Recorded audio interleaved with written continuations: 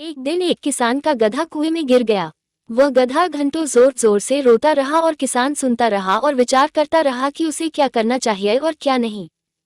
अंततः उसने निर्णय लिया कि चूंकि गधा काफी बूढ़ा हो चुका था, अतः उसे बचाने से कोई लाभ होने वाला नहीं था और इसलिए उसे कुएं में ही दफना देना चाहिए। किसान ने अपने सभी पड़ोसियों को मदद के लिए बुलाया।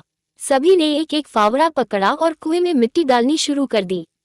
जैसे ही गधे की समझ में आया कि यह क्या हो रहा है, वह और जोर जोर से चीख चीख कर रोने लगा। और फिर अचानक वह आश्चर्यजनक रूप से शांत हो गया।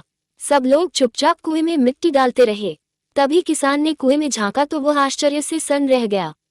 अपनी पीठ पर पड़ने वाले हर फावड़े की मिट्टी के साथ वह गधा एक आश्चर्यजनक हरकत कर रहा था। वह हिल हिल कर उस मिट्टी को नीचे गिरा देता था और फिर एक कदम बढ़ाकर उस पर चढ़ जाता था।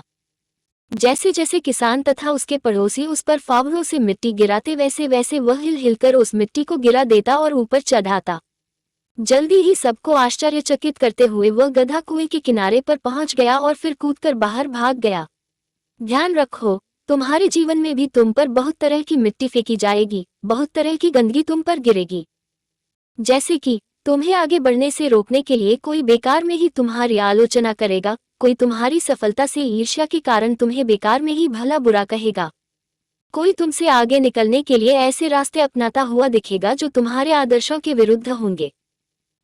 ऐसे में तुम्हें हतोत्साहित होकर कुएं में ही नहीं पड़े रहना है, बल्कि साहस के साथ हिल हिल कर हर तरह की गंदगी को गिरा देना है और उससे सीख लेकर, उसे सीढ़ी बनाकर, बिना अपने आदर्शों का त्याग किए अपने कदमों को आगे बढ़ाते जाना है।